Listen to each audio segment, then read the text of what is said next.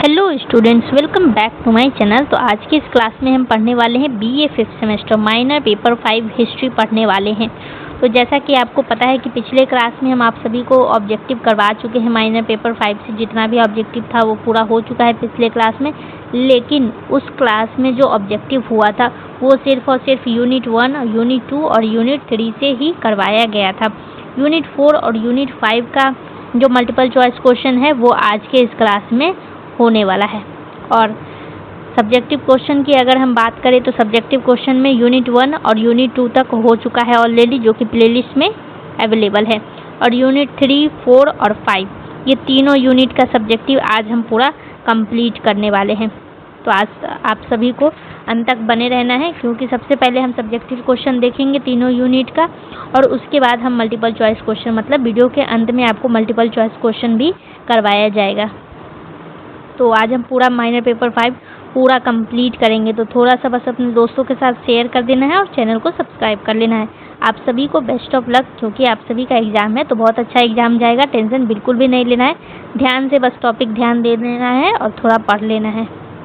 Multiple choice question भी देख लेना है, क्योंकि बाकी 2 यूनिट का आज के इसी क्लास में वीडियो के अंत में कराया जाएगा। इसलिए वीडियो के अंत में भी जा करके आपको मल्टीपल चॉइस क्वेश्चन देख लेना है। सबसे पहला सवाल आपसे पूछा गया है, explain the rise achievements of the Chalukyas of Vatapi.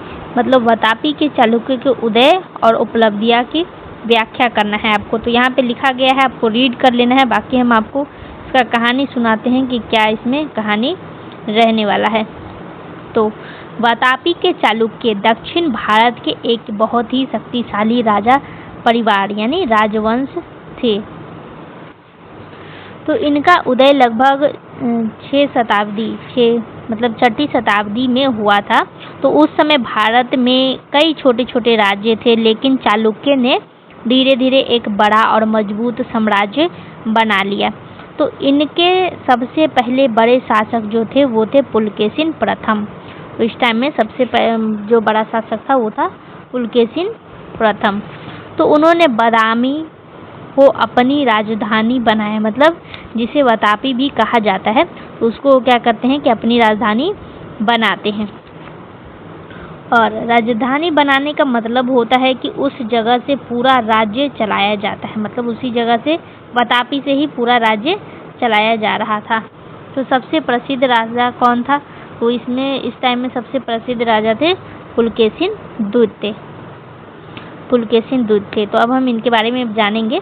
तो चालुक्य वंश का सबसे शक्तिशाली और प्रसिद्ध राजा था पुलकेशिन द्वितीय। तो वो बहुत ही बहादुर और योग्य शासक था। उसकी सबसे बड़ी उपलब्धि ये थी कि उसने उत्तर भारत के महान राजा हर्षवर्धन को युद्ध में हरा दिया था। तो उस समय बहुत बड़ी जीत मानी जाती थी, क्योंकि हर्षवर्धन बहुत ही ज़्यादा शक्तिशाली राजा था। इसके बाद पुलकेशिन द्वितीय ने अपने राज्य को और भी बड़ा बना दिया और कई क्षेत्रों पर अपना नियंत्रण स्थापित भी किया था। तो अगर हम बात करेंगे कला और प्रशासन की, तो चालुक्य ने सिर्फ युद्ध ही नहीं किया था, बल्कि उन्होंने राज्य को बेहतर तरीके से चलाने पर भी ध्यान दिया है। तो कौन कौन सा तरीका है तो हम आपको बताते हैं। पहला तरीका, तो उन्होंने मजबूत प्रशासन व्यवस्था बनाई। कौन बनाते हैं? तो वो बनाते हैं चालुक्य। व्यापार और अर्थव्यवस्था को भी बढ़ावा दिया था, कला और संस्कृति को भी प्रोत्साहित किया था। अब हम बात करेंगे मंदिर निर्माण की। तो चालुक्य काल में सुंदर मंदिर बनाए गए, जो आज भी प्रसिद्ध है। तो वो है बादामी, ऐहोल और पट्टदकल। तो ये सब मंदिर उस टाइम में बनाया गया था। तो इन मंदिरों में पत्थरों पर बहुत ही सुंदर नक्काशी की गई थी, और इनकी कला में उत्तर और दक्षिण भारत शैली दोनों का मिश्रण देखने को मिलता है। तो इसी प्रकार आप कह सकते हैं कि वातापी के चालुक्य दक्षिण भारत के बहुत ही महत्वपूर्ण शासक थे। उन्होंने न केवल बड़ा साम्राज्य ही बनाया, बल्कि कला, संस्कृति और प्रशासन को भी बहुत आगे तक बढ़ाए। इसीलिए उन्हें दक्षिण भारत के इतिहास में एक शक्तिशाली और महान राजवंश माना जाता है। तो आई होप कि आपको भी याद रहेगा। तो मंदिर का नाम आपको याद कर लेना है। जो भी हम आपको यहाँ पे मंदिर का नाम बताए, वो सब मंदिर का नाम आपको यहाँ पे दिया गया है। बादामी, ऐहोल, पट्टदकल, ये मंदिर का नाम है। अब हम आगे बढ़ते हैं। दूसरा क्वेश्चन आपसे पूछा गया है कि चालुक्य की प्रशासन व्यवस्था और संस्कृति का वर्णन आपको करना है। तो ध्यान से सुनना है, यहाँ पे लिखा गया है, आपको वो भी ध्यान से रीड कर लेना है। तो चालुक्य वंश का शासन बहुत ही ज़्यादा संगठित और मजबूत था। तो उनका प्रशासन यानी राज्य चलाने की जो व्यवस्था काफ़ी अच्छी थी। तो सबसे पहले हम बात करेंगे प्रशासन व्यवस्था की कि वहाँ पे प्रशासन व्यवस्था कैसा था। तो चालुक्यों ने अपने राज्य को अच्छे से चलाने के लिए उसे कई हिस्सों में बांट दिया था। तो इन हिस्सों को ही हम क्या कहते हैं, प्रांत कहते हैं। इन हिस्सों को ही हम प्रांत बोलते हैं यानी प्रोविंस बोलते हैं, प्रोविंसेस बोलते हैं। तो इन प्रांतों का काम क्या था, इन प्रांतों का काम अलग अलग अधिकारी को सौंपा जाता था जो राज्य के आदेशों के अनुसार काम करते थे। तो राजा पूरे राज्य का सबसे बड़ा और शक्तिशाली व्यक्ति होता था, वही सारे फैसले भी लेता था और पूरा शासन उसी के नियंत्रण में चलता था। तो प्रशासन का उद्देश्य क्या था, प्रशासन का उद्देश्य था कि राज्य में शांति बनाए रखना है और टैक्स वसूली करना है, लोगों की सुरक्षा भी करना है। तो ये प्रशासन का उद्देश्य था।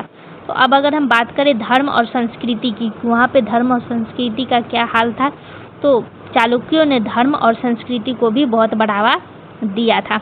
वे क्या करते थे कि वे मुख्य रूप से हिंदू धर्म को मानते थे, लेकिन उन्होंने जैन धर्म को भी सम्मान और संरक्षण दिया था। तो इससे समाज में धार्मिक सहिष्णुता बनी रही, मतलब इससे समाज में क्या हुआ कि धर्मों के बीच सम्मान बना रहा। अब हम बात करते हैं कला और स्थापत्य की, मतलब आर्ट एंड आर्किटेक्चर की अगर हम बात करें, आर्किटेक्चर की अगर हम बात करें, तो चालुक्य काल में कला बहुत विकसित थी। उन्होंने मंदिर और भव्य मंदिर भी बनवाए, सुंदर और भव्य मंदिर का निर्माण कराया गया था उस टाइम में। तो इन मंदिरों में पत्थर पर सुंदर नक्काशी भी की जाती थी। तो प्रसिद्ध मंदिर का नाम हम आपको थोड़ी देर पहले भी बताए थे कि बादामी, ऐहोल, ये सब मंदिर का नाम है। तो इन मंदिरों में उत्तर और दक्षिण भारत शैली का मिश्रण देखने को आपको मिलेगा। अब अगर हम बात करें शिक्षा की और साहित्य की, तो उस टाइम में शिक्षा का क्या हाल था, तो चालुक्य के समय शिक्षा और साहित्य का भी विकास हुआ था। लोग पढ़ाई और ज्ञान की ओर ध्यान देने लग गए थे। संस्कृति और अन्य भाषा में साहित्य लिखा गया, तो इससे समाज में बौद्धिक विकास हुआ था। तो आई होप आपको ये समझ में आ गया होगा।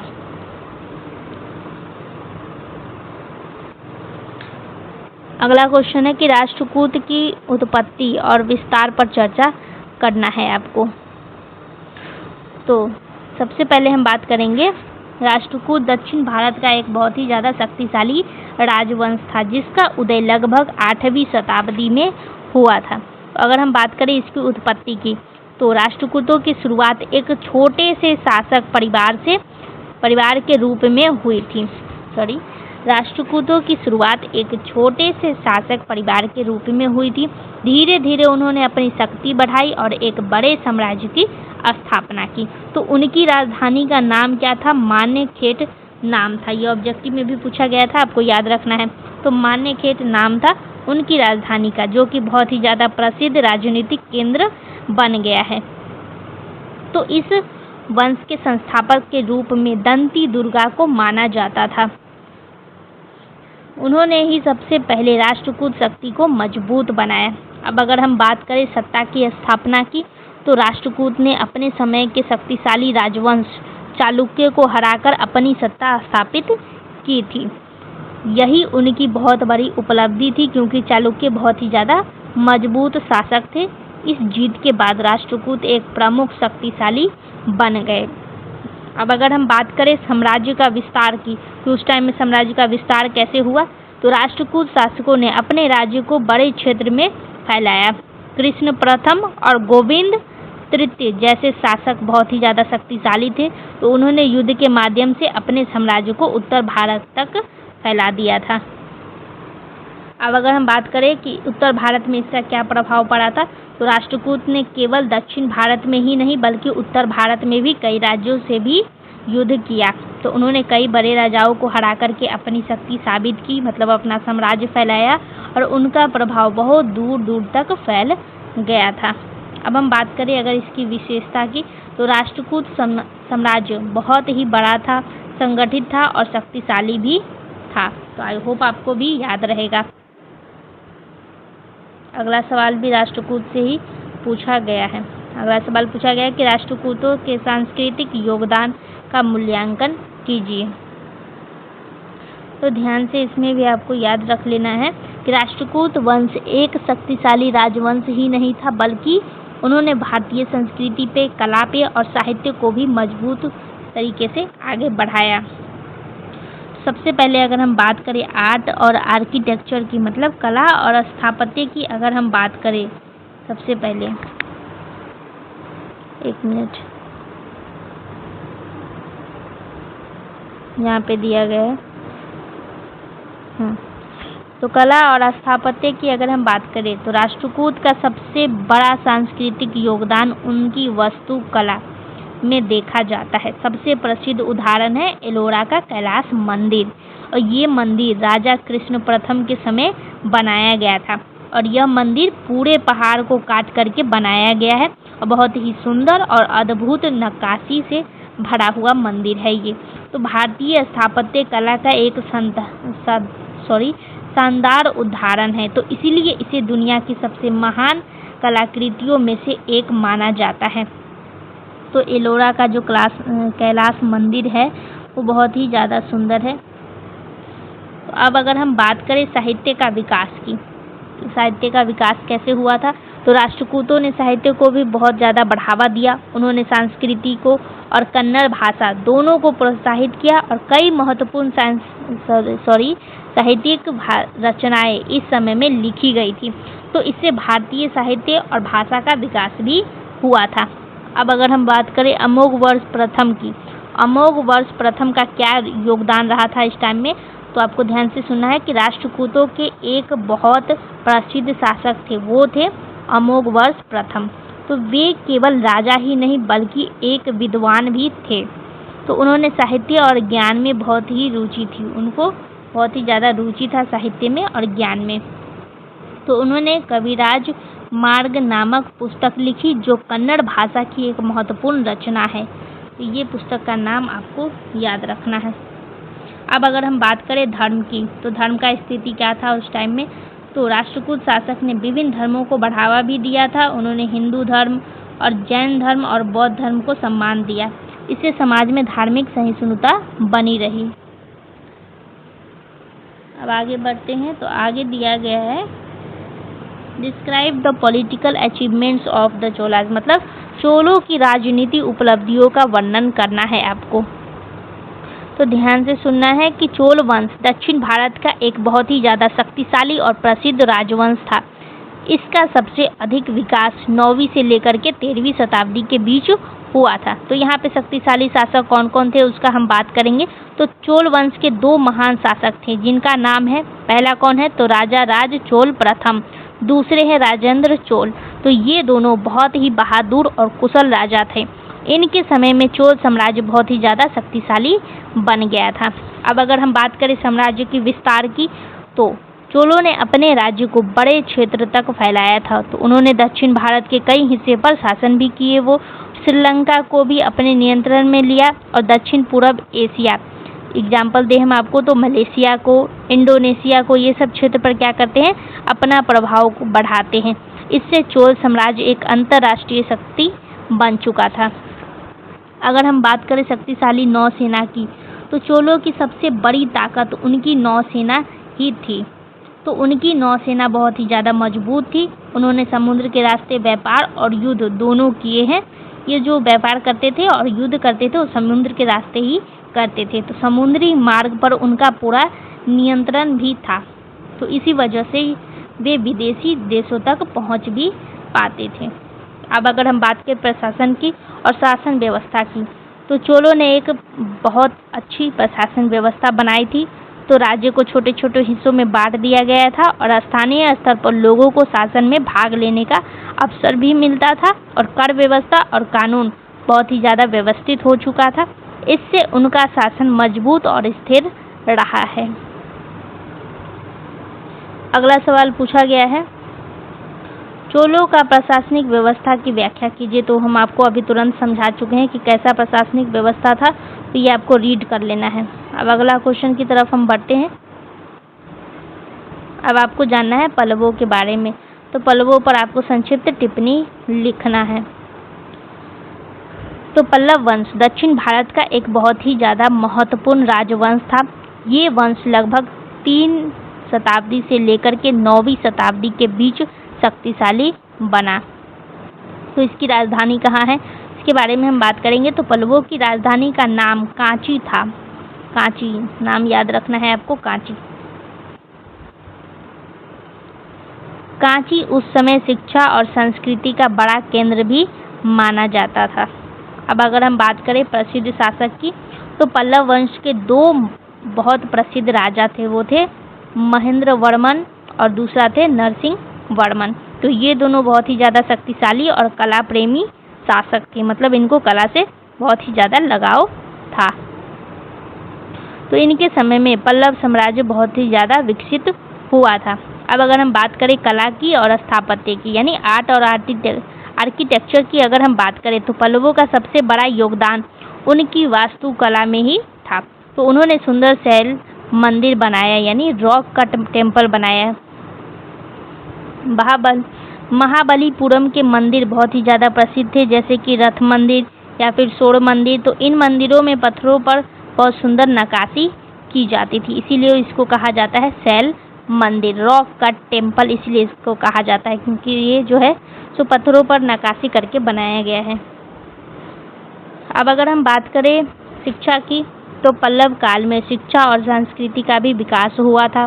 कांची शिक्षा का प्रमुख केंद्र बना गया था और लोग धर्म, साहित्य और कला में रुचि लेने लग गए थे।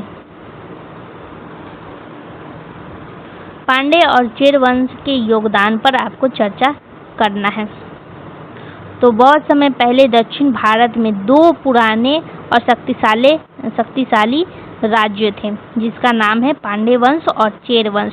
तो दोनों ही दक्षिण भारत की समृद्धि और व्यापार के लिए बहुत ही ज़्यादा प्रसिद्ध था। तो सबसे पहले हम बात करेंगे पांडे की। पांडे वंश की अगर हम बात करें, तो पांडे वंश का राज्य दक्षिण भारत के मदुरै क्षेत्र में था। मदुरै उस समय एक बहुत ही बड़ा और प्रसिद्ध शहर था।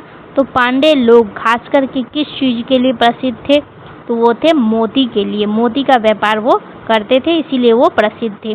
तो वे समुद्र से मोती निकाल करके दूसरे देशों में बेचते थे, इससे उनका राज्य बहुत ही अमीर बन गया था। तो पांडे शासक व्यापार के साथ साथ कला और संस्कृति को भी बढ़ावा देते थे। अब अगर हम बात करें चेरा वंश की, तो चेरा वंश का क्षेत्र आज का केरल था, जो आज का समय में केरल है, वही क्षेत्र पे चेरा वंश भी था पहले के टाइम में। तो ये लोग समुद्र के किनारे रहते थे, इसीलिए वे समुद्री व्यापार में बहुत आगे थे। तो चेरा लोग मसाले, खास करके काली मिर्च के व्यापार के लिए प्रसिद्ध थे। ये आपको याद रखना, ऑब्जेक्टिव में आपसे पूछ सकता है। तो उनके व्यापार संबंध रोम और अन्य विदेशी देश से भी था। तो व्यापार ये रोम के साथ भी करते थे और अन्य विदेशी देश के साथ भी करते थे। अब अगर हम बात करें संस्कृति और साहित्य की, तो पांडे और चेरा दोनों वंशों ने केवल व्यापार ही नहीं किया, बल्कि संस्कृति और साहित्य को भी आगे बढ़ावा दिया है। तो इनके समय में क्या होता था कि संगम साहित्य लिखा गया, इनके समय में संगम लिटरेचर लिखा गया था। तो ये साहित्य उस समय के जीवन, समाज और संस्कृति को बताता है। तो आर्थिक और सामाजिक योगदान का अगर हम बात करें, तो दोनों वंशों ने दक्षिण भारत को बहुत ही बड़ा समृद्ध बनाया और व्यापार और कृषि और विदेशी संबंधों को मजबूत भी किया। लोगों का जीवन स्तर बेहतर हुआ। यहाँ तक आपको लिखना है। अब अगला सवाल है कि हु वाज पुलकेशिन द्वितीय, एक्सप्लेन इट्स अचीवमेंट्स, यानी पुलकेशिन द्वितीय कौन था, उसकी उपलब्धियों की व्याख्या कीजिए। तो ध्यान से अब कहानी सुनिए कि बहुत समय पहले दक्षिण भारत में चालुक्य वंश नाम का एक बहुत शक्तिशाली राजवंश था। इस वंश का सबसे महान और प्रसिद्ध राजा था पुलकेशिन द्वितीय। वह लगभग 610 ईस्वी के आसपास राजा बना और उसने चालुक्य साम्राज्य को बहुत बड़ा और शक्तिशाली बना दिया था। तो सबसे पहले हम बात करते हैं एक महान और शक्तिशाली राजा के बारे में हम जानेंगे। तो पुलकेशिन द्वितीय बहुत ही बहादुर, बुद्धिमान और कुशल शासक था। तो उसने अपने राज्य को मजबूत बनाने के लिए कई युद्ध किए और जीत हासिल हुआ। अब अगर हम बात करें साम्राज्य के विस्तार की, कि साम्राज्य का विस्तार कैसे हुआ था, तो उसने दक्षिण भारत के कई छोटे छोटे राज्यों को अपने अधीन कर लिया था और उसका राज्य बहुत बड़ा हो गया था और मजबूत भी बन गया था। इसे चालुक्य साम्राज्य दक्षिण भारत की सबसे बड़ी शक्तियों में से एक बन गया था। अब अगर हम बात करें सबसे बड़ी उपलब्धियां की, यानी हर्षवर्धन को कैसे हराया, तो इसके बारे में हम जानेंगे।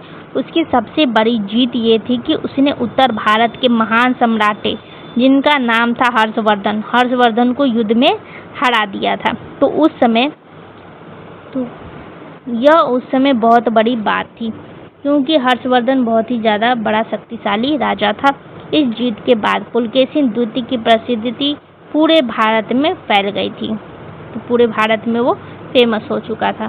तो शासन, अगर हम विकास का बात करें, तो उसके शासन में प्रशासन बहुत ही अच्छा था, व्यापार और अर्थव्यवस्था का विकास भी हुआ था और कला और संस्कृति को भी बढ़ावा दिया गया था पुलकेशिन द्वितीय के समय में। अब अगर हम बात करें explain the architectural feature of Chalukya, यानी चालुक्यों की स्थापत्य कला की विशेषता की व्याख्या करना है आपको।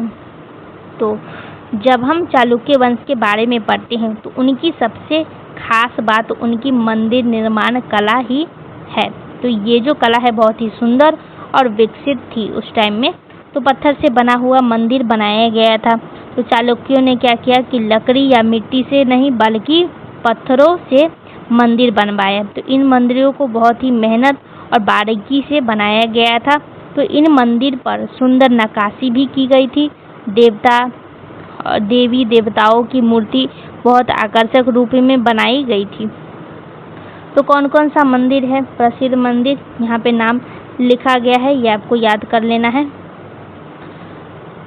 अब हम बात करेंगे वेसर शैली की, यहाँ पे लिखा भी गया है वेसर शैली के बारे में, इसके बारे में भी हम जानेंगे।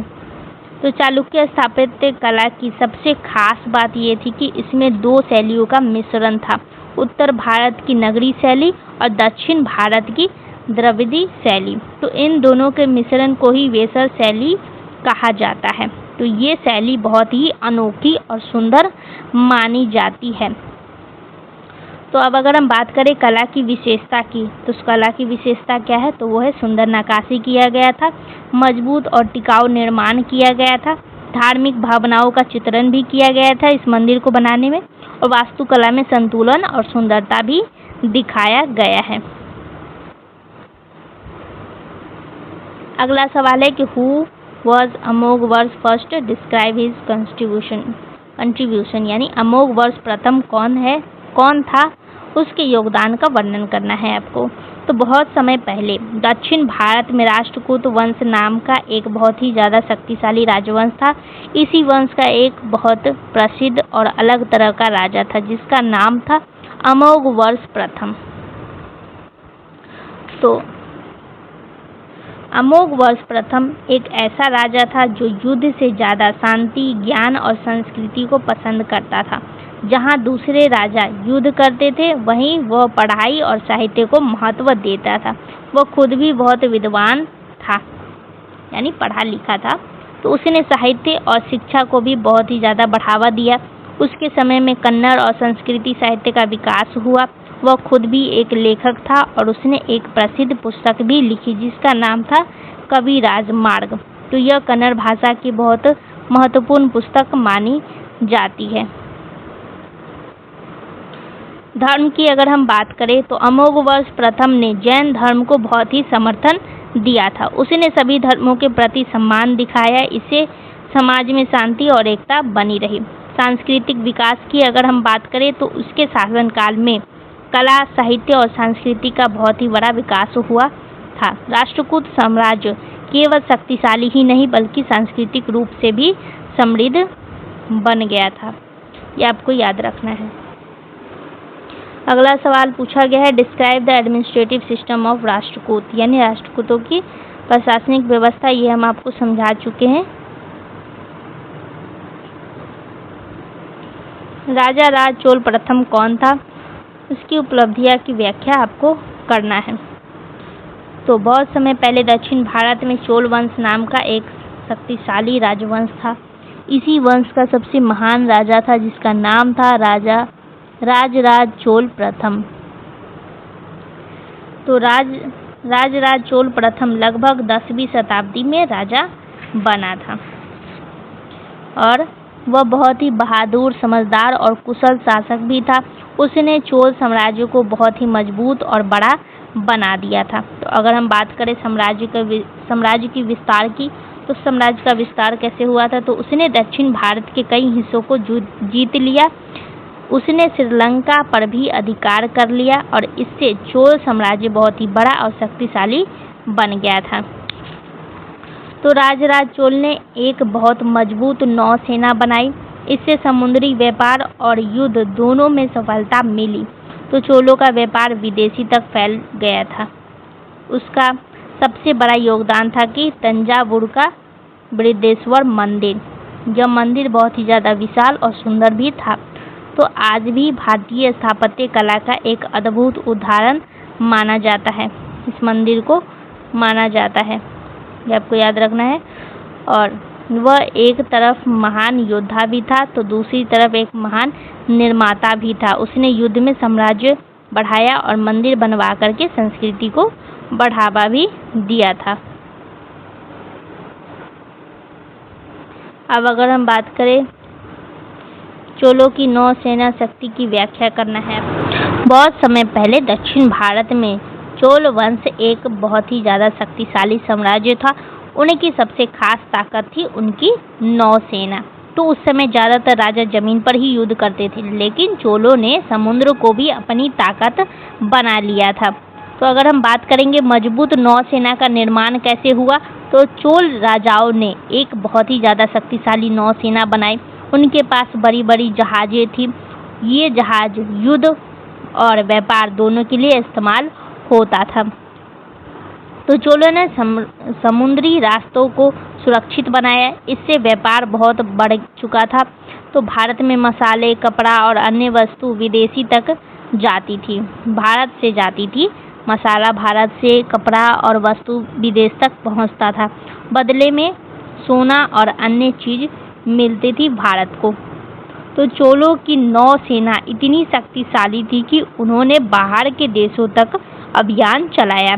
तो उन्होंने जिन क्षेत्रों पर प्रभाव डाला उसका नाम क्या है, उसका नाम है श्रीलंका, मालदीव, दक्षिण पूर्व एशिया। तो इससे चोल साम्राज्य एक अंतर्राष्ट्रीय शक्ति बन गया था। तो आर्थिक विकास की अगर हम बात करें तो जब इतना ज़्यादा हो रहा था ट्रेड, तो आर्थिक विकास कैसा था, तो समुद्री व्यापार बढ़ने से राज्य बहुत ही ज़्यादा अमीर हो गया था। व्यापारिक शहर विकसित हुआ था और लोगों की आर्थिक स्थिति भी मजबूत हो गई थी। अब अगला क्वेश्चन है, पल्लवों की कला और स्थापत्य का वर्णन करना है आपको। पल्लवों के बारे में हम आपको बता चुके हैं कि वहाँ पे रॉक कट मंदिर बनवाया गया था, जैसे कि शोर टेम्पल, ये सब के बारे में हम आपको पढ़ा चुके हैं। पांड्य और चेरा शासक के बारे में भी हम आपको बता दिए हैं, तो यहाँ से आपको रीड कर लेना है। तो यूनिट 3 में जितना भी क्वेश्चन, जितना भी टॉपिक दिया गया था वो पूरा कंप्लीट हो चुका है। अब हम पढ़ेंगे यूनिट 4 के बारे में। यूनिट 4 में जो भी टॉपिक दिया गया है उसका क्वेश्चन हम करने वाले हैं। इसमें आपको अरब के बारे में दिया गया है पढ़ने के लिए, तो इसी के बारे में हम पढ़ेंगे। सबसे पहला सवाल पूछा गया है कि पश्चिम भारत में राजपूतों के पतन में अरब आक्रमण की भूमिका का विस्तार से वर्णन करना है आप। तो ध्यान से कहानी सुनिए कि बहुत समय पहले 8वीं शताब्दी में भारत के उत्तर पश्चिमी हिस्सा में एक बड़ा राज्य था जिसका नाम था सिंध। तो वहाँ का राजा था दाहिर। उनका राज्य समृद्ध था, लेकिन एक बड़ी कमजोरी भी थी। राज्य की सेना बहुत ही ज़्यादा मजबूत और संगठित नहीं थी। तो उस समय अरब देश में एक शक्तिशाली सेना तैयार हो रही थी। उनके नेता का नाम था मोहम्मद बिन कासिम। तो वह एक बहुत ही कुशल और राजनीति सेनापति था। तो उसकी सेना अनुशासित थी, तेज भी थी और नई नई युद्ध तकनीकों का इस्तेमाल भी करती थी। तो अब कहानी शुरू होता है कि मोहम्मद बिन कासिम अपनी सेना लेकर के सिंध पर आक्रमण करता है और राजा दाहिर अपनी सेना के साथ उसका सामना करते हैं। लेकिन यहाँ एक बड़ी समस्या सामने आती है कि राजपूत सेना पारंपरिक युद्ध करती थी। वे हाथियों और भारी सैनिकों पर ज़्यादा निर्भर रहते थे, लेकिन अरब सेना तेज घोड़सवार और आधुनिक रणनीति वाली थी। तो युद्ध शुरू होता है, लेकिन धीरे धीरे दाहिर की सेना कमज़ोर पड़ने लग गई थी। तो कारण यह था कि उनकी सेना में न तो अच्छी योजना थी और न ही आधुनिक हथियार का उपयोग होता था। तो अंत में सिंध पर क्या हुआ कि अरबों की विजय हो जाती है और राजा दाहिर युद्ध में मारे जाते हैं। तो इसके बाद क्या हुआ कि सिंध की हार के बाद वहाँ मुस्लिम शासन स्थापित हो जाता है। तो यह भारत के इतिहास में एक बहुत बड़ा बदलाव था। तो अब भारत में एक नई राजनीतिक और सांस्कृतिक शक्ति का प्रवेश हो गया। लेकिन समस्या यहीं नहीं खत्म हुई थी। राजपूत शासक आपस में लड़ते रहते थे, उनमें एकता नहीं थी और हर राज्य अपने आप को सबसे बड़ा समझता था। तो इस वजह से जब भी कोई बाहरी आक्रमण होता था तो वे मिलकर के मुकाबला नहीं कर पाते थे।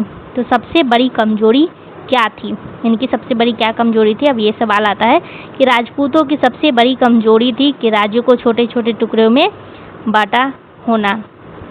छोटे छोटे टुकड़ों में राज्य बढ़ चुका था उस टाइम में। तो आपसी युद्ध और दुश्मनी ये भी एक कारण था कि इसी वजह से वो कमज़ोर थे और पुरानी युद्ध प्रणाली पर निर्भर भी थे और नई तकनीक का उपयोग नहीं करते थे। जबकि अरबों और बाद में तुर्की की सेना ज़्यादा संगठित और आधुनिक थी। आई होप आपको समझ में आ गया।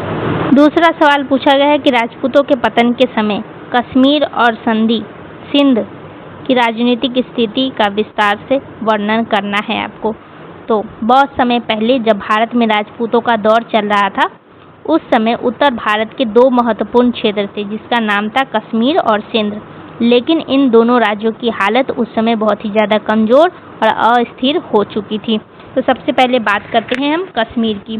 तो कश्मीर में उस समय कोई एक मजबूत और स्थिर राजा नहीं था। वहाँ हालत ऐसा था जैसे कई लोग एक ही सिंहासन के लिए लड़ रहे हों। छोटे छोटे शासक सत्ता पाने के लिए आपस में लड़ रहे थे। हर कोई अपने हित के बारे में ही सोच रहा था। प्रशासन भी बहुत ज़्यादा कमज़ोर हो चुका था। राज्य में शांति और व्यवस्था नहीं थी, अव्यवस्था फैल चुका था।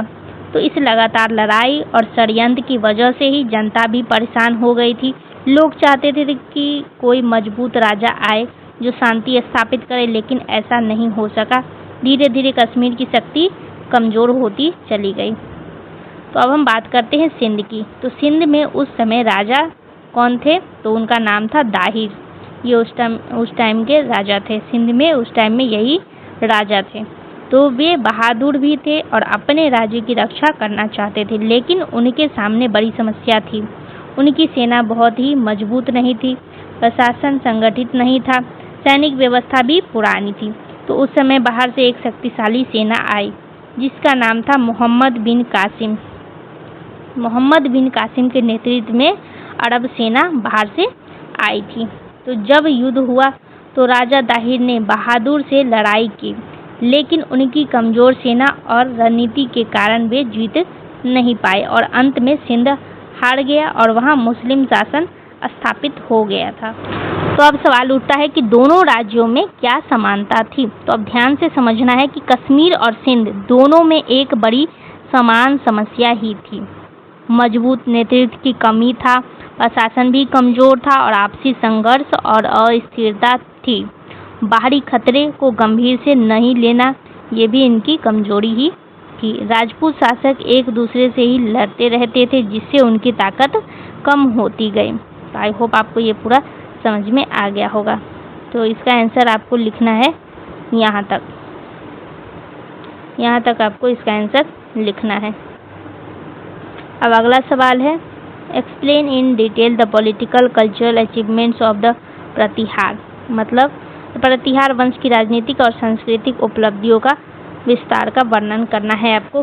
तो ध्यान से सुना है कि बहुत समय पहले भारत के मध्य और उत्तर भारत में एक बहुत शक्तिशाली राजपूत वंश था जिसका नाम था प्रतिहार वंश। यह वंश लगभग 8वीं से 10वीं शताब्दी के बीच बहुत ही ज़्यादा ताकतवर माना जाता था। तो इस वंश के बड़े बड़े राजा थे जैसे नागभट्ट प्रथम, मिहिर भोज, महेंद्रपाल, जो ये सब राजा थे उस टाइम में। तो इन राजाओं ने अपने शासन को बहुत मजबूत बनाया और एक विशाल साम्राज्य खड़ा किया।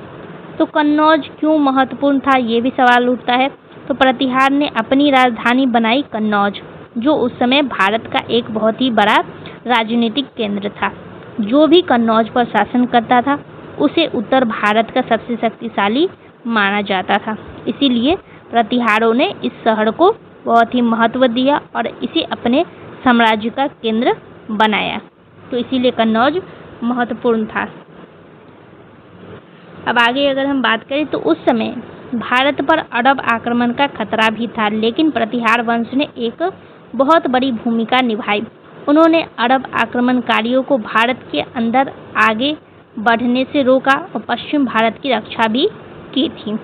तो भारत की सीमाओं को सुरक्षित रखा, इसीलिए इतिहास में उन्हें एक रक्षक शक्ति भी माना जाता है।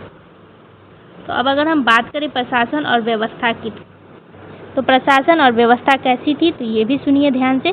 प्रतिहार शासकों ने एक मजबूत शासन व्यवस्था बनाई थी। तो पूरे राज्य को अलग अलग प्रांत में बांट दिया गया था और हर क्षेत्र में अधिकारी नियुक्त किया गया था और सभी अधिकारी को अलग अलग काम भी सौंपा गया था। तो प्रशासन को व्यवस्थित और नियंत्रित रखा गया। इससे राज्य में कुछ समय तक शांति और स्थिरता बनी रही। अब अगर हम बात करें संस्कृति और कला में की अगर हम बात करें संस्कृति और कला की अगर हम बात करें तो प्रतिहार वंश सिर्फ युद्ध में ही नहीं बल्कि संस्कृति में भी आगे था। मंदिर का निर्माण कराया गया था, मूर्ति कला और वास्तुकला का विकास भी हुआ, संस्कृति साहित्य को बढ़ावा दिया गया, विद्वानों और कलाकारों को संरक्षण भी मिला। तो इस समय भारतीय कला और संस्कृति काफ़ी समृद्ध हुई। तो अब सवाल उठता है कि फिर पतन क्यों हुआ? जब ये इतना आगे है हर चीज़ में तो फिर पतन क्यों हुआ? तो अब कहानी ध्यान से सुनना है कि इतनी ताकत होने के बाद भी प्रतिहार वंश धीरे धीरे कमज़ोर हो गया था। तो इनका क्या कारण था? तो इनका कारण था आंतरिक संघर्ष, यानी ये आपस में ही लड़ते रहते थे और उत्तराधिकार के झगड़े भी होते रहते थे कि कौन सत्ता पे बैठेगा। और प्रशासनिक व्यवस्था भी बहुत ज़्यादा कमज़ोर थी और तुर्की आक्रमणों का दबाव भी था। तो इन सब कारणों से उनकी शक्ति धीरे धीरे खत्म हो गई थी। तो आपको आंसर यहीं तक लिखना है। अगला सवाल पूछा गया है कि चंदेल और परमार वंश का भारतीय संस्कृति में योगदान विस्तार से आपको बताना है। तो यहाँ पे जो भी लिखा गया है वो आपको रीड कर लेना है अच्छे तरीके से, आपको समझ में आ जाएगा। यहाँ तक आपको लिखना है। अगला सवाल पूछा गया है कि पॉलिटिकल और कल्चरल अचीवमेंट बताना है आपको चालुक्य का। तो ये भी आप रीड करेंगे आपको समझ में आ जाएगा। पाला डायनेस्टी के बारे में भी हम आपको थोड़ा सा पढ़ाए थे, ये भी आपको रीड करना है। तो अगला सवाल पूछा गया है कि गढ़वाल वंश की राजनीतिक और सांस्कृतिक उपलब्धियों का विस्तार से वर्णन करना है आपको। तो ध्यान से सुनना है कि बहुत समय पहले मध्यकालीन भारत में एक शक्तिशाली राजपूत वंश था जिसका नाम था गढ़वाल वंश। यह वंश मुख्य रूप से उत्तर भारत से दो महत्वपूर्ण शहरों में फैला हुआ था। एक था कन्नौज और दूसरा था वाराणसी यानी काशी में। तो इन दोनों शहरों को उस समय राजनीतिक, धार्मिक और सांस्कृतिक दृष्टि से ही बहुत महत्वपूर्ण माना जाता था। तो सबसे पहले हम बात करते हैं गोविंद चंद्र की। अगर हम बात करें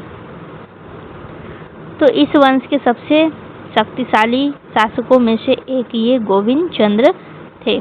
तो वे एक बहुत ही सक्षम और समझदार शासक भी थे। उन्होंने राज्य को संगठित किया, प्रशासन को मजबूत बनाया और टैक्स सिस्टम को भी मजबूत किया, यानी कर प्रणाली को मजबूत किया। राज्यों में शांति और सुरक्षा भी बनाए रखी। तो उनके समय में गढ़वाल वंश बहुत ही मजबूत स्थिति में था। तो गढ़वाल वंश ने उत्तर भारत में अपनी शक्ति धीरे धीरे मजबूत की, छोटे छोटे राज्यों को अपने अधीन किया, कन्नौज जैसे महत्वपूर्ण क्षेत्र पर भी नियंत्रण स्थापित किया। एक संगठित राज्य व्यवस्था बनाई। इससे गढ़वाल वंश उत्तर भारत की प्रमुख शक्तियों में शामिल हो गया। तो अब कहानी का महत्वपूर्ण हिस्सा हम आपको समझाते हैं कि गढ़वाल वंश के अंतिम शक्तिशाली शासक कौन था। तो वो था जयचंद्र। उनके समय में भारत में एक नया और शक्तिशाली आक्रमणकारी आया जिनका नाम था मोहम्मद गौरी। तो जयचंद्र और पृथ्वीराज चौहान के बीच राजनीतिक मतभेद भी हुआ। तो यही आंतरिक कमजोरी बाद में भारी पड़ गई। तो जब मोहम्मद गौरी ने भारत पर आक्रमण किया तो जयचंद्र उनका सामना नहीं कर सका और वे पराजित हो गए। और यह हार राजपूत शक्ति के पतन की एक बड़ी घटना मानी जाती है। अब अगर हम बात करें संस्कृति की, तो यह केवल युद्ध की बात ही नहीं थी बल्कि संस्कृति की भी बात थी। तो गढ़वाल वंश ने भारतीय संस्कृति को भी बहुत बढ़ावा दिया है, शिक्षा को प्रोत्साहन किया है, धर्म और धार्मिक गतिविधियों को भी बढ़ावा दिया है, साहित्य और विद्वानों को संरक्षण दिया। अब अगर हम बात करें बनारस की, तो इस वंश ने खास तौर पर वाराणसी को विकसित किया। इसे धार्मिक केंद्र बनाया गया, शिक्षा का बड़ा केंद्र बनाया गया, मंदिरों का निर्माण कराया गया। तो बनारस उस समय ज्ञान और धर्म की नगरी बन गई थी। अगला सवाल पूछा गया है, describe the role of Chahamana dynasty in Indian history and their decline. Chahamana वंश की भूमिका और उनके पतन का विस्तार से वर्णन करना है आपको। तो बहुत समय पहले भारत में एक बहुत ही प्रसिद्ध और शक्तिशाली राजपूत वंश था जिसका नाम था चौहान वंश। तो इस वंश का मुख्य क्षेत्र था अजमेर और दिल्ली का कुछ क्षेत्र। तो यह क्षेत्र उस समय राजनीतिक रूप से बहुत ही महत्वपूर्ण था क्योंकि जो भी यहाँ शासन करता था उसे उत्तर भारत में शक्ति का केंद्र माना जाता था। तो चौहान वंश के सबसे महान और प्रसिद्ध शासक कौन थे? तो वो थे पृथ्वीराज चौहान। तो वे बहुत ही बहादुर भी थे, वीर थे और कुशल योद्धा थे। तो उन्होंने कई युद्धों में विजय प्राप्त भी की है और अपने राज्य का विस्तार भी किया है। तो उन्हें राजपूत वीरता का प्रतीक भी माना जाता है। तो उनकी प्रसिद्धि आज भी भारतीय इतिहास में बहुत सम्मान के साथ याद की जाती है। तो हम बात करें अगर तराइन का प्रथम युद्ध जो कि 1191 में हुआ था, ये आपको याद रखना है। इसके बारे में अगर हम बात करें तो पृथ्वीराज चौहान का मुकाबला हुआ मोहम्मद गौरी से। तराइन के प्रथम युद्ध में पृथ्वीराज चौहान ने बहुत ही शानदार जीत हासिल की। मोहम्मद गौरी को हार का सामना करना पड़ा। इस जीत से चौहान वंश की शक्ति और प्रतिष्ठा बहुत ही ज़्यादा बढ़ गई थी। तो यहाँ पे सबसे बड़ी गलती क्या हुई थी? लेकिन यहाँ एक बहुत बड़ी गलती भी हुई थी क्योंकि पृथ्वीराज चौहान ने मोहम्मद गौरी को पूरी तरह समाप्त नहीं किया, उसे जीवित छोड़ दिया गया। यह एक राजनीतिक गलती थी जिसका बाद में बहुत बड़ा परिणाम भी हुआ। अब हम बात करते हैं तराइन का द्वितीय युद्ध जो कि 1192 में हुआ था। तो मोहम्मद गौरी फिर से एक बड़ी और मजबूत सेना लेकर के आया। तो इस बार उसने बेहतर तैयारी की थी। तराइन के द्वितीय युद्ध में पृथ्वीराज चौहान हार चुका था और उन्हें बंदी बना लिया गया या उनकी मृत्यु हो गई। दिल्ली और अजमेर पर तुर्कों का अधिकार हो गया था और यह घटना भारत के इतिहास में बहुत बड़ा बदलाव लेकर के आया था। तो अब सवाल उठता है कि चौहान वंश के पतन के क्या कारण थे? तो चौहान वंश के पतन के कई कारण थे। सबसे पहला कारण कि राजपूतों में एकता की कमी थी। दूसरा कारण कि अन्य राज्यों में सहयोग न मिलना। तीसरा कारण राजनीतिक गलतियाँ, यानी गौरी को ख़त्म नहीं किया गया था बल्कि उसको छोड़ दिया गया था। तो आपसी संघर्ष और असहमति ये भी कारण है पतन का। और पांचवा कारण कि संगठित तुर्क सेना का सम्मान न कर पाना। अगला सवाल पूछा गया आपका चंदेल वंश से। तो आपको ध्यान से सुनना है कि इसके पतन का क्या क्या कारण था। तो यहीं तक आपको लिखना है इसका। ध्यान से सुनिए। तो बहुत समय पहले भारत के मध्य भाग यानी बुंदेलखंड क्षेत्र में एक शक्तिशाली राजपूत वंश था जिसका नाम था चंदेल वंश। तो यह वंश लगभग 9वीं से लेकर के 13वीं शताब्दी तक शासन में रहा था। तो इस वंश ने न केवल राजनीतिक शक्ति दिखाई बल्कि भारतीय कला और संस्कृति को भी नई ऊंचाई दी है। तो चंदेल वंश की सबसे बड़ी और प्रसिद्ध उपलब्धि थी खजुराहो के मंदिर। तो ये मंदिर आज विश्व धरोहर यानी यूनेस्को साइट है। तो इनकी मूर्ति कला बहुत बारीक, सुंदर और जीवंत है। तो हर मूर्ति उस समय की जीवन शैली और संस्कृति को दर्शाती है। अगर आप इन मंदिरों को देखेंगे तो लगेगा जैसे पत्थर भी बोल रहे हो। तो यही कारण है कि चंदेल वंश को कला और स्थापत्य का महान संरक्षक कहा जाता है। तो अगर हम बात करें राजनीति की स्थिति की, तो कैसी थी राजनीति स्थिति? तो राजनीतिक रूप से चंदेल शासक बहुत ही ज़्यादा मजबूत थे। उन्होंने अपने राज्य को संगठित रखा, आंतरिक प्रशासन को मजबूत किया और कई युद्धों में अपनी स्वतंत्रता बनाई रखी और अन्य शक्तिशाली वंशजों से मुकाबला भी किया। इससे उनका राज्य लंबे समय तक टिक सका। लेकिन धीरे धीरे फिर कमज़ोर क्यों हो गया था, ये भी सवाल आता है कि समय के साथ चंदेल वंश कमज़ोर होने लग गया था। तो इसका क्या कारण था?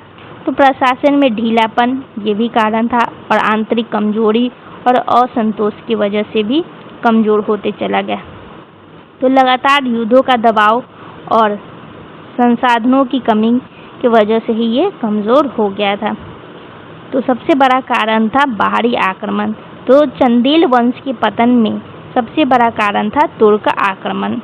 तो तुर्क सेना अधिक संगठित और शक्तिशाली थी। चंदेल सेना उनसे मुकाबला नहीं कर पाई और राज्य को भारी नुकसान भी हुआ। तो और भी बहुत सारा कारण था जिसके वजह से पतन हुआ था। तो इसके अलावा कुछ और भी कारण हैं, जैसे अन्य राजपूत वंश से संघर्ष हुआ, एकता की कमी थी और राजनीतिक अस्थिरता भी थी। तो इन सभी कारणों से मिलकर के चंदेल वंश को कमज़ोर कर दिया गया था। अगला सवाल भी आपसे चालुक्य के बारे में पूछा गया है, इसके एडमिनिस्ट्रेटिव सिस्टम के बारे में। तो ये आपको रीड कर लेना है। सेना डायनेस्टी के बारे में पूछा गया है, तो ये हम आपको समझाते हैं। बहुत समय पहले पूर्वी भारत के बंगाल क्षेत्र में एक राजवंश था जिसका नाम था सेना वंश। यह वंश तब आया जब पहले शक्तिशाली पाल वंश कमज़ोर होकर के समाप्त होने लग गया था, तब आया सेना वंश। तो धीरे धीरे सेना वंश ने बंगाल में अपनी पकड़ मजबूत करनी शुरू कर दी थी। तो शुरुआत कैसे हुआ ये भी आपको पढ़ना है। तो इस समय के संस्थापक थे विजय सेन। तो उन्होंने धीरे धीरे अपनी शक्ति बढ़ाई, बंगाल के बड़े हिस्से पर अधिकार कर लिया गया था और एक मजबूत राजवंश की नींव रखी। तो उनकी मेहनत से सेना वंश का उभरती हुई शक्ति बन गया। तो विजय सेन के बाद दो प्रमुख शासक आए जिनका नाम था बल्लाल सेन और लक्ष्मण सेन। तो इन दोनों ने वंश को और मजबूत किया, राज्य का विस्तार किया, प्रशासन को व्यवस्थित भी किया और बंगाल में अपनी सत्ता स्थापित की। लेकिन धीरे धीरे क्या हुआ कि चुनौतियां बढ़ती चली गई। तो राजनीतिक स्थिति कैसी थी ये भी आपको जानना है। राजनीतिक रूप से सेना वंश ने बंगाल में स्थिर शासन बनाया, प्रशासन को मजबूत भी किया और राज्य का विस्तार भी किया। लेकिन एक समस्या भी थी कि स्थिरता ज़्यादा समय तक नहीं टिक पाई थी। अब अगर हम बात करें सांस्कृतिक योगदान की, तो सेना वंश का सबसे बड़ा योगदान संस्कृति में भी था। तो उन्होंने ब्राह्मण धर्मों को बढ़ावा दिया, संस्कृत साहित्य को प्रोत्साहन दिया, मंदिरों का निर्माण कराया, विद्वानों को संरक्षण दिया। इससे समाज में धार्मिक और सांस्कृतिक गतिविधियां बढ़ी। लेकिन फिर भी समस्या क्या था, ये भी सवाल उठा है कि एक समस्या भी थी। उनकी धार्मिक नीतियां की वजह से ही समाज के कुछ वर्गों में असंतोष बढ़ता चला गया और सामाजिक असंतुलन पैदा हो गया था। तो ये धीरे धीरे कमजोरी का कारण बन गया। तो फिर पतन कैसे हुआ ये भी सवाल उठता है कि अब आपको ध्यान से सुनना है कि 1204 ईस्वी में एक बड़ा आक्रमण हुआ था। बख्तियार खिलजी ने बंगाल पर आक्रमण किया। सेना वंश के अंतिम शासन लक्ष्मण सेन पराजित हो गए और बंगाल में तुर्क शासन की शुरुआत हो गई थी। और भी बहुत कारण था। तो सेना वंश के पतन के और भी कारण हैं, कमज़ोर सेना शक्ति, आंतरिक कमजोरी और बाहरी आक्रमण का दबाव भी, इन सभी की वजह से पतन हो गया था। तो आपको यहाँ तक आंसर लिखना है इसका। अब अगला क्वेश्चन है आपका पूछा गया डिक्लाइन ऑफ राजपूत से पूछा गया है कि भारत में राजपूत के पतन के समग्र कारणों का विश्लेषण आपको करना है। तो ध्यान से सुनना है। सबसे बड़ी समस्या क्या थी कि राजपूतों की सबसे बड़ी कमजोरी थी एकता की कमी। तो हर राजपूत राजा अपने आप को सबसे बड़ा समझता था, छोटे छोटे राज्यों में बटे हुए थे, एक दूसरे से युद्ध करते रहते थे। और सोचिए, अगर घर के लोग ही आपस में लड़ते रहें तो बाहर से कोई भी आसानी से जीत सकता है। तो यही राजपूतों के साथ हुआ। तो इस वजह से उनकी सामूहिक शक्ति कमज़ोर हो गई थी। दूसरा बड़ा कारण क्या था? तो दूसरा बड़ा कारण था पुरानी सैन्य व्यवस्था। इसका क्या कहने का मतलब है? तो इसका कहने का मतलब है कि वे हाथियों और भारी सेना पर निर्भर थे, युद्ध की पुरानी तकनीक इस्तेमाल करते थे। लेकिन दूसरी तरफ आक्रमणकारी वो क्या करते थे कि तेज घुड़सवार सेना रखते थे, नई युद्ध राजनीति अपनाते थे, अधिक संगठित और आधुनिक भी थे। इसीलिए युद्ध में राजपूत कमजोर साबित हो चुके थे। तो प्रशासनिक कमजोरी भी ये भी कारण था पतन का।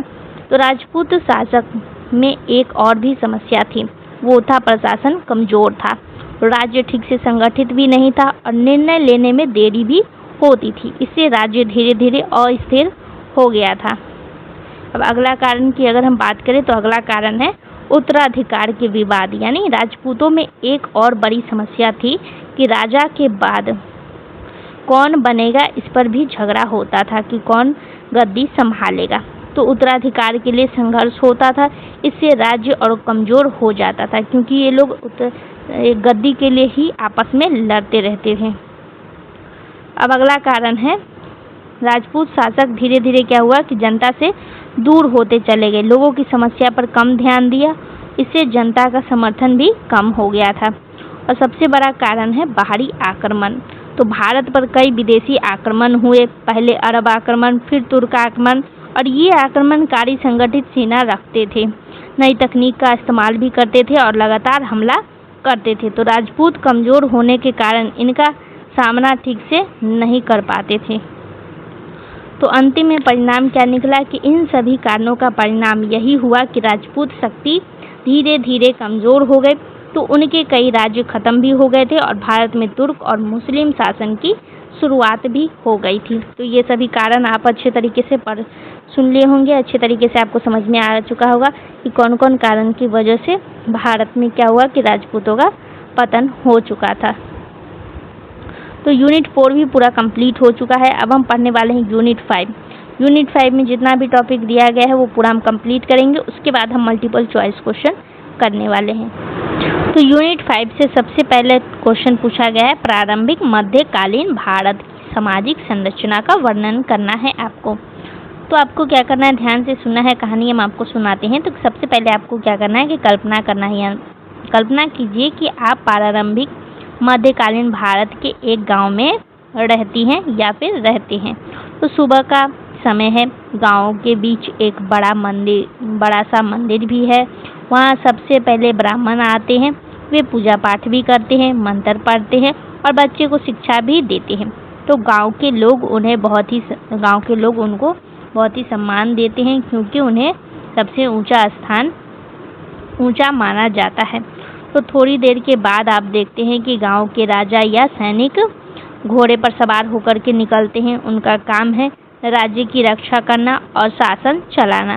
तो लोग उनसे डरते भी हैं और सम्मान भी करते हैं। तो अब आप क्या करते हैं कि अब बाजार की तरफ चलते हैं। वहाँ वैसे लोग दुकान चला रहे हैं, कोई अनाज बेच रहा है, कोई कपड़ा, तो कोई खेती कर रहा है।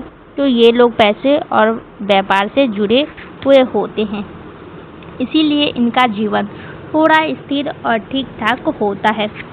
तो लेकिन जैसे ही आप गांव के किनारे जाती हैं, वहाँ पे आपको शूद्र लोग दिखाई देते हैं। तो ये लोग सफाई, मजदूरी और दूसरों की सेवा का काम करते हैं। तो समाज में इन्हें नीचे माना जाता है। कई बार इनके साथ अच्छा व्यवहार भी नहीं होता है और इन्हें मंदिर में जाने या ऊंचे लोगों के साथ बैठने की अनुमति भी नहीं होती है। तो धीरे धीरे आपको समझ आता है कि यह समाज सिर्फ 4 हिस्सों में ही नहीं बटा हुआ है, बल्कि हर जाति के अंदर भी कई छोटी छोटी जातियाँ बन गई हैं। तो हर किसी के लिए नियम अलग है, कौन क्या खाएगा, किससे शादी करेगा, कहाँ बैठेगा, सब कुछ तय किया हुआ है।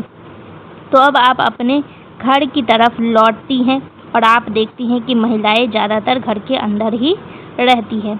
तो उन्हें पढ़ने का ज़्यादा मौका नहीं मिलता है और छोटी उम्र में शादी हो जाती है और उन्हें अपने फैसले खुद लेने की आज़ादी भी नहीं होती है। तो अभी जो हम आपको कहानी सुनाएं, तो इस पूरी कहानी से हमें समझ आता है कि उस समय का समाज बहुत ही कठोर नियमों से बंधा हुआ था।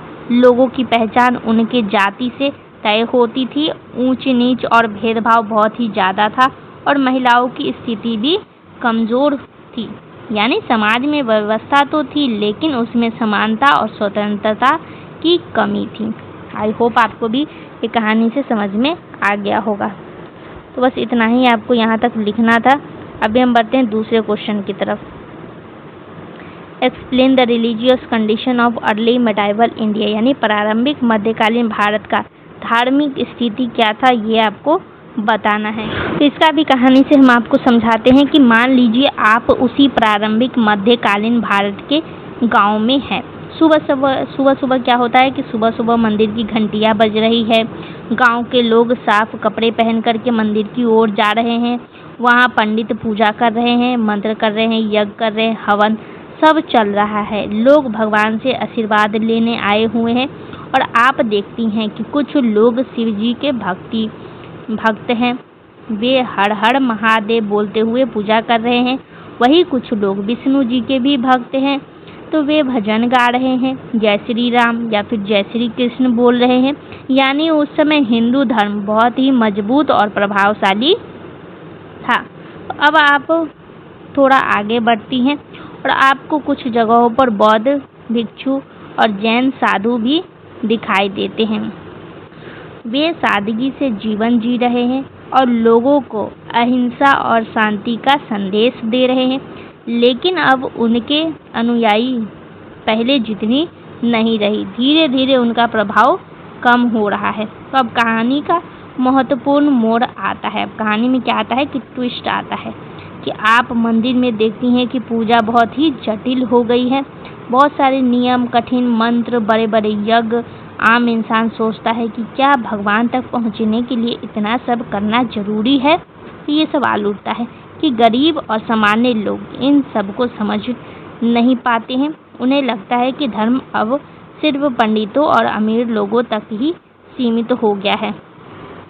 फिर आता है बहुत बड़ा बदलाव। तो इस समय में कुछ संत सामने आते हैं और वे बोलते हैं कि भगवान तक पहुंचने के लिए न बड़ी पूजा चाहिए और न महंगे यज्ञ करने की जरूरत है, सिर्फ सच्चा दिल और प्रेम चाहिए होता है। तो यहीं से शुरू होता है भक्ति आंदोलन। तो अब लोग सरल भाषा में भजन गाने लगते हैं, भगवान को अपनी दोस्त या प्रिय मान करके पूजा करते हैं। तो धर्म अब आसान और सबके लिए खुला बनने लगता है। तो आई होप आपको भी समझ में आ गया होगा। ये पूरा कहानी से आपको समझ में आ जाएगा मध्यकालीन की धार्मिक स्थिति। अगला सवाल आपको पूछा गया है इस टॉपिक से। तो क्वेश्चन पूछा गया है कि प्रारंभिक मध्यकालीन भारत में स्थापत्य कला के विकास का वर्णन करना है, मतलब आर्ट की यहाँ पे अब आपको बताना है। तो सबसे पहले आपको करना क्या है कि कहानी सुनना है, कहानी से ही याद रखना है, रटने का जरूरत नहीं है। तो कल्पना कीजिए कि आप प्रारंभिक मध्यकालीन भारत की यात्रा पर हैं। आप उत्तर भारत पहुंचती हैं। वहां आप एक बहुत ही सुंदर मंदिर देखती हैं। उसका ऊपर एक हिस्सा जिसको शिखर बोला जाता है, शिखर बहुत ऊंचा और हल्का सा गोल घुमावदार दिखता है। तो लोग बताते हैं कि इसे नागर शैली कहते हैं, जैसे खजुराहो के मंदिर। अब आप दक्षिण भारत की ओर जाती हैं। यहाँ का मंदिर थोड़ा अलग दिखता है।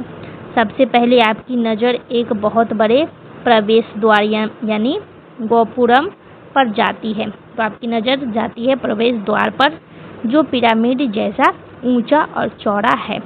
अंदर मंदिर भी बहुत विशाल है। तो लोग बताते हैं कि यह है द्रविड़ शैली, यानी जैसे कि तंजावुर का बृहदेश्वर मंदिर एग्जाम्पल भी दिया गया है। तो अब आप मध्य भारत पहुंचती हैं। यहाँ आपको ऐसे मंदिर दिखते हैं जिनमें दोनों शैलियों की झलक होती है, न पूरी तरह नागर होता है और न पूरी तरह द्रविड़ होता है। तो लोग क्या कहते हैं, लोग कहते हैं कि ये है वेसर शैली, यानी मतलब दोनों का मिश्रण है, दोनों शैलियों का मिश्रण है।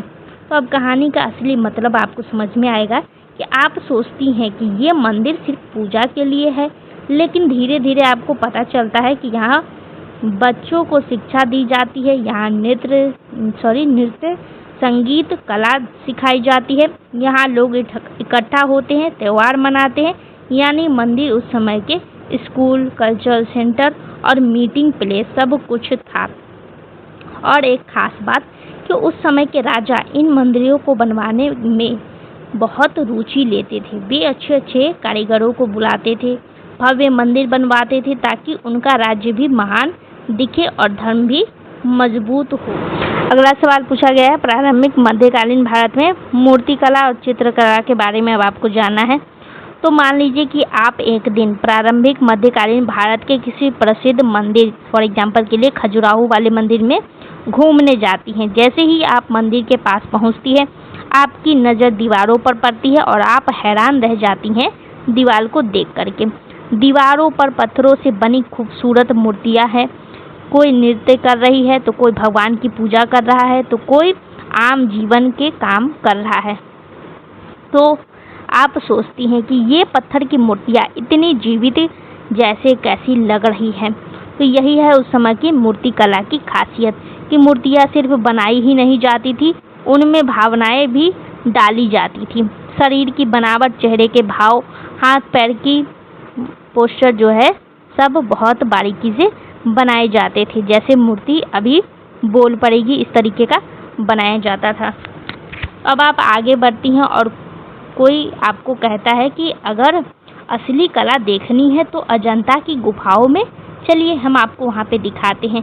तो आप क्या करती हैं कि आप वहाँ भी चले जाती हैं, अजंता का गुफा में भी जाती हैं। तो गुफा की दीवारों पर रंग बिरंगे चित्र बने हुए हैं, भगवान बुद्ध की कहानी, राजा रानी के दृश्य और आम लोगों का जीवन।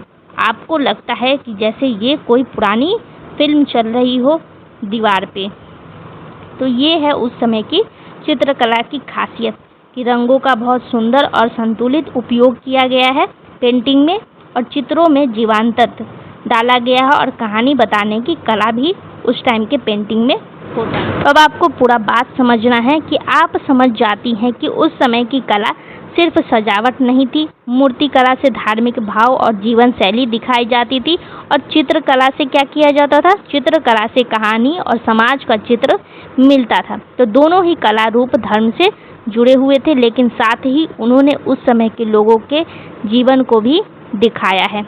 तो पेंटिंग की वजह से और इन सभी चीज़ों की वजह से वहाँ उस टाइम का सब कुछ दर्शाया जाता था, मंदिरों पे पेंटिंग में दिखाया जाता था।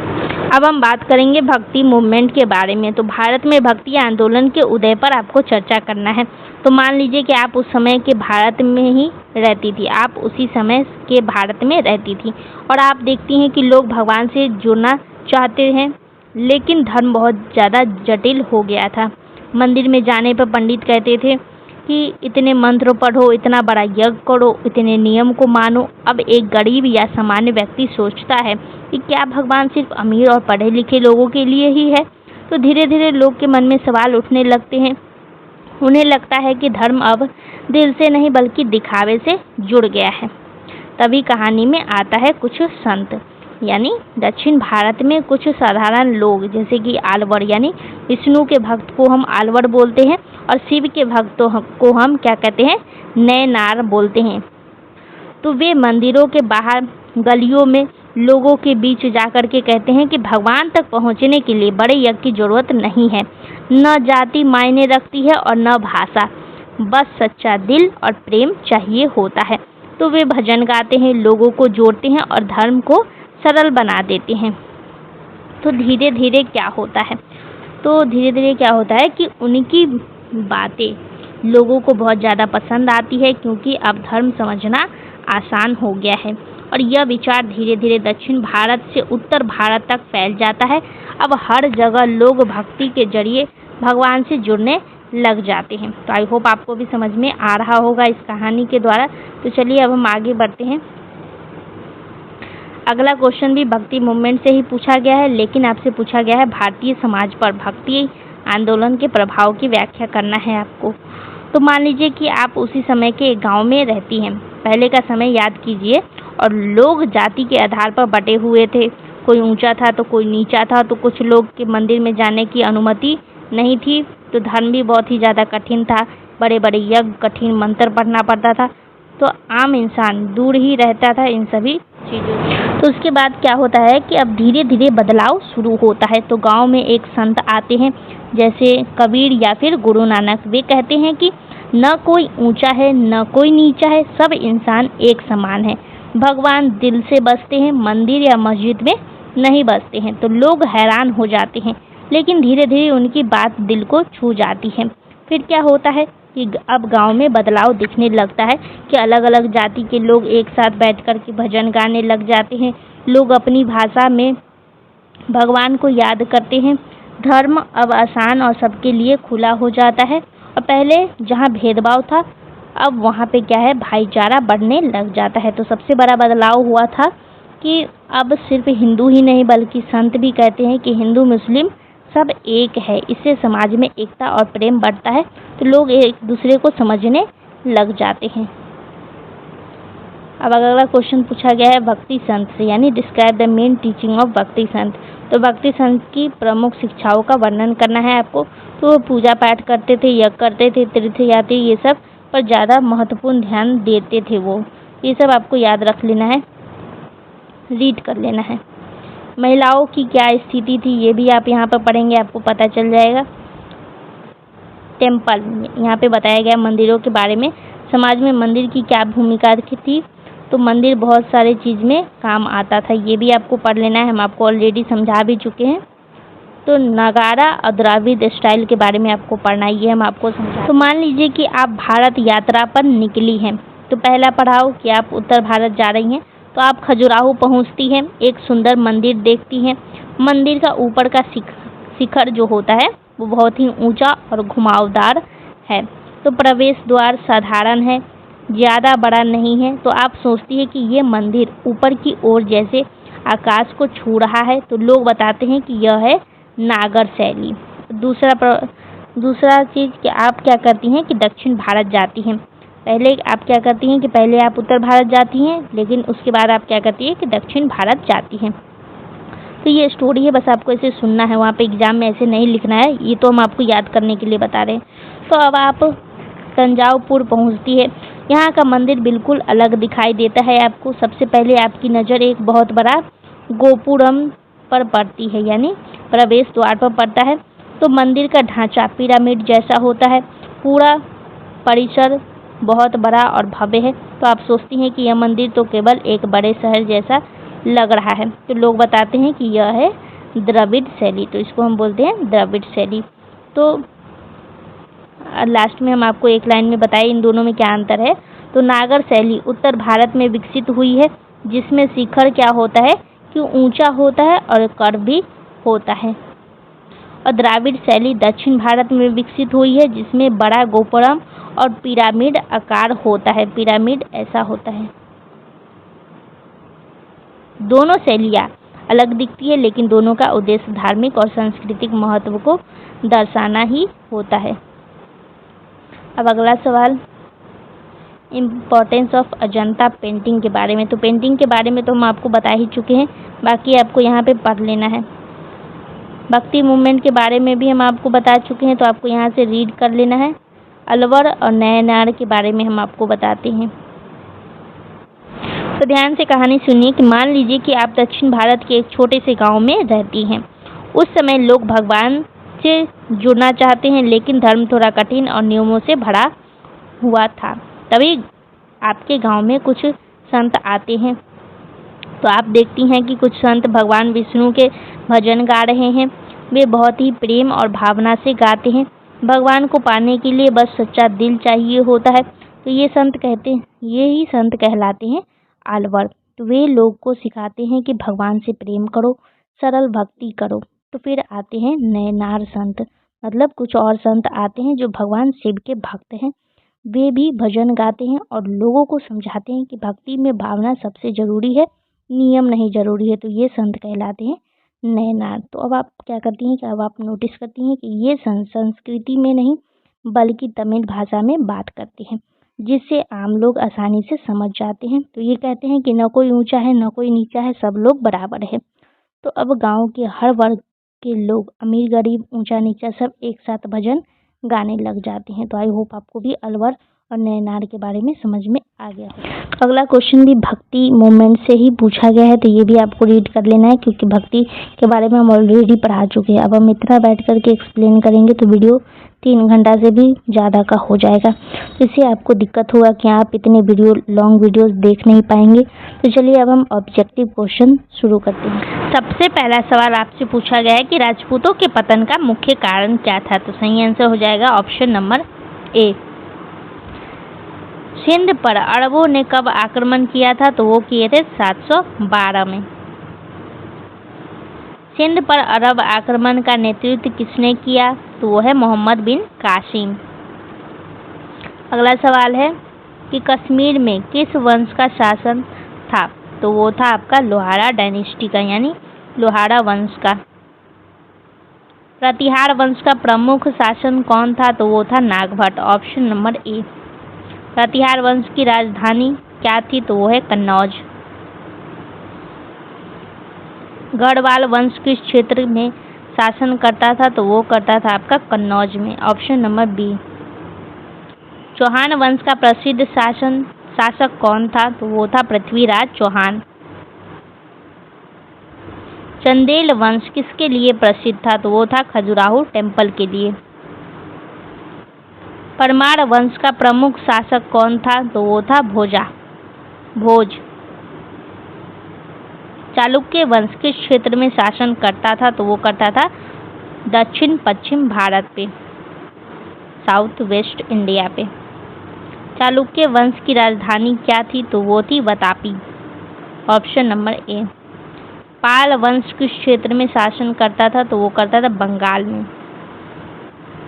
पाल वंश का संस्थापक कौन था। तो वो था आपका गोपाल। अगला सवाल है कि सेन वंश किसके बाद आया। तो वो आया था पाल वंश के बाद। ये हम आपको सब्जेक्टिव में भी समझाए थे। तो सेन वंश का प्रमुख शासक कौन था। तो वो था बल्लाल सेन। राजपूतों की कमजोरी क्या थी। तो इनकी कमजोरी थी एकता की कमी, ये आपस में ही लड़ते रहते थे। तो प्रतिहार पाल और राष्ट्रकूट के बीच संघर्ष किसके लिए था। तो वो था कन्नौज के लिए। कन्नौज पर कब्जा करना चाहते थे। तो खजुराहो मंदिर किस वंश ने बनवाया। तो वो बनाया गया था चंदेल वंश से। अरब आक्रमण का भारत पर क्या प्रभाव पड़ा। तो वो पड़ा था कि इस्लाम का प्रसार हुआ, ऑप्शन नंबर ए। कश्मीर का प्रसिद्ध ग्रंथ राजतरंगिणी किसने लिखा। तो ये लिखा गया था कल्हण के द्वारा, ऑप्शन नंबर ए। अगला सवाल है कि सिंध का अंतिम हिंदू शासक कौन था। तो वो था दाहिर। प्रतिहार वंश किस धर्म का संरक्षण करता था। तो वो करता था हिंदू धर्म का, ऑप्शन नंबर सी। गढ़वाल वंश का प्रसिद्ध शासक कौन था। तो वो था आपका गोविंद चंद्र। अगला सवाल है कि पृथ्वीराज चौहान ने किससे युद्ध किया था। तो वो करते हैं मोहम्मद गौरी से युद्ध। तराइन का पहला युद्ध कब हुआ था। तो पहला युद्ध हुआ था 1191 में और दूसरा युद्ध हुआ था 1192 में, ये आपको याद रखना है। तराइन का दूसरा युद्ध कब हुआ था। तो 1192 में। चंदेल वंश की राजधानी क्या थी। तो वो थी खजुराहो। अगला सवाल है कि परमार वंश का मुख्य केंद्र कहाँ था। तो मुख्य केंद्र था मालवा में।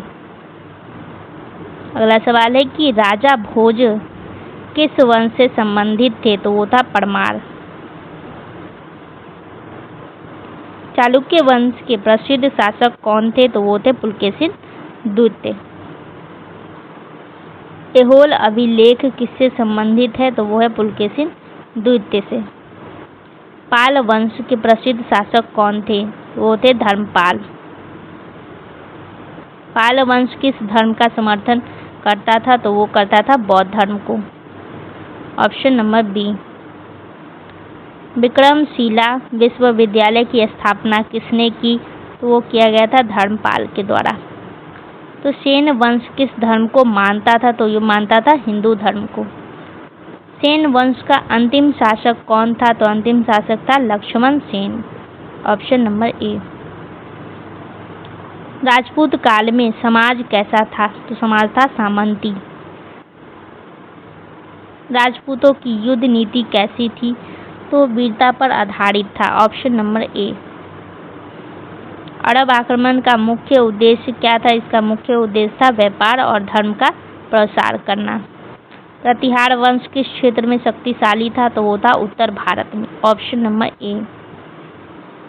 चंदेल वंश की कला किसके लिए प्रसिद्ध थी? तो वो था मंदिर के लिए, मंदिर स्थापत्य के लिए। परमार वंश का सांस्कृतिक योगदान क्या था? तो वो था साहित्य और शिक्षा। चालुक्य काल में कौन सी कला प्रसिद्ध थी? तो वो था मंदिर वास्तुकला। अगला सवाल है कि पाल वंश का प्रमुख योगदान क्या था? तो प्रमुख योगदान था बौद्ध शिक्षा। सेन वंश के समय कौन सी भाषा विकसित हुई थी? तो वो बंगाली भाषा है। राजपूतों के पतन में किसका योगदान था? तो वो था विदेशी आक्रमण का। मोहम्मद गजनबी ने भारत पर कितनी बार आक्रमण किया? तो 17 बार आक्रमण किया। राजपूत काल में मुख्य आर्थिक आधार क्या था? तो वो था कृषि। राजपूतों का शासन किस प्रकार का था? वो था फ्यूडल सिस्टम यानी सामंती व्यवस्था। तो यूनिट 4 से ऑब्जेक्टिव हो चुका है। अब हम यूनिट 5 से देखने वाले हैं। तो प्रारंभिक मध्यकालीन भारत में समाज की मुख्य विशेषता क्या थी? वो थी सामंती व्यवस्था। प्रारंभिक मध्यकाल में समाज किस आधार पर विभाजित था? तो वो था जाति व्यवस्था पे। इस काल में ब्राह्मणों की स्थिति कैसी थी? तो वो था ऊंचा, सबसे ऊंचा स्थान उनको दिया गया था। तो प्रारंभिक मध्यकालीन भारत में प्रमुख धर्म कौन सा था? तो वो था हिंदू धर्म। अगला सवाल है कि इस काल में बौद्ध धर्म की स्थिति कैसी थी? तो वो था पतन हो चुका था। मंदिर निर्माण किस काल का उदाहरण है? तो वो है वास्तुकाल का, वास्तुकला। नागर शैली किससे संबंधित है? तो ये संबंधित है उत्तर भारतीय मंदिर से। द्रविड़ शैली किससे संबंधित है? तो ये दक्षिण से संबंधित है। खजुराहो मंदिर किस कला के लिए प्रसिद्ध है? तो वो मूर्ति कला के लिए प्रसिद्ध है। अजंता चित्रकला किससे संबंधित है? ये संबंधित है बौद्ध धर्म से। भक्ति आंदोलन का मुख्य उद्देश्य क्या था? तो इसका मुख्य उद्देश्य था ईश्वर की भक्ति करना। भक्ति आंदोलन का विरोध किसके खिलाफ था? तो वो था जाति भेदभाव के खिलाफ। लोगों के बीच क्या होता था कि भेदभाव किया जाता था। तो भक्ति आंदोलन के प्रमुख संत कौन थे? वो थे कबीर और तुलसीदास। अलवार और नैनार किससे संबंधित थे? तो ये थे भक्ति आंदोलन से संबंधित। अलवार किस धर्म से संबंधित थे? तो ये थे वैष्णव से, वैष्णवीज। और नैनार किस धर्म से संबंधित थे? तो ये थे शैव धर्म से, मतलब ये शिव की पूजा करते थे, शिव की भक्ति करते थे। प्रारंभिक मध्यकालीन भारत में महिलाओं की स्थिति कैसी थी? बहुत ही ज़्यादा कमज़ोर स्थिति थी। महिलाओं को घर के अंदर ही रखा जाता था, कोई भी चीज़ में उनको डिसीजन नहीं लिया देने जा रहा था। तो इस काल में शिक्षा का केंद्र क्या था? तो वो था मंदिर। मंदिर में लोग को नृत्य सिखाया जाता था। मूर्ति कला का विकास किसके साथ हुआ? तो वो हुआ था मंदिर के साथ। भक्ति आंदोलन का प्रसार किस भाषा में हुआ था? तो वो हुआ था लोकल लैंग्वेज में हुआ, स्थानीय भाषा में हुआ था। प्रारंभिक मध्यकालीन भारत में सामंत किसे कहा जाता था? वो कहा जाता था स्थानीय शासक को। जजमानी प्रथा किससे संबंधित थी? तो वो थी सामाजिक आर्थिक व्यवस्था से। प्रारंभिक मध्यकाल में कौन सा धर्म पुनर्जीवित हुआ? तो वो हुआ था हिंदू धर्म। शंकराचार्य किस दर्शन से संबंधित थे? तो वो थे ऑप्शन नंबर ए। शंकराचार्य ने कितने मठ स्थापित किए? तो वो है 4। गोपुराम किस शैली की विशेषता है? तो वो है द्रविड़ शैली की। शिखर किस मंदिर शैली की पहचान है? तो वो है आपका नागर शैली। ये आपको याद रखना है, हम आपको कहानी में भी बताए थे। तो एलोरा की गुफाएं किसके लिए प्रसिद्ध था? तो ये प्रसिद्ध था बहुधार्मिक कला के लिए।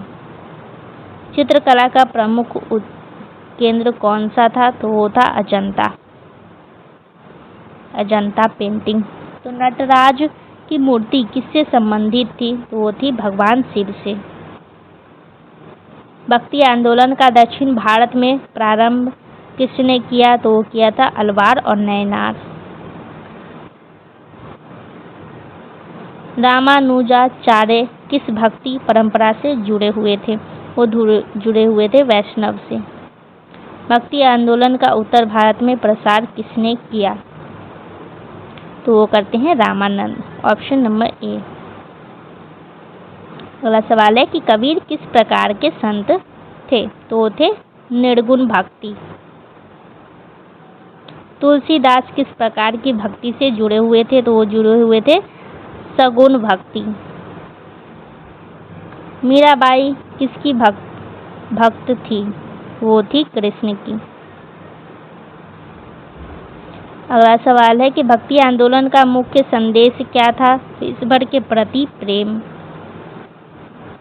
प्रारंभिक मध्यकाल में कौन सी भाषा विकसित हुई थी? तो वो हुई थी क्षेत्रीय भाषाएं।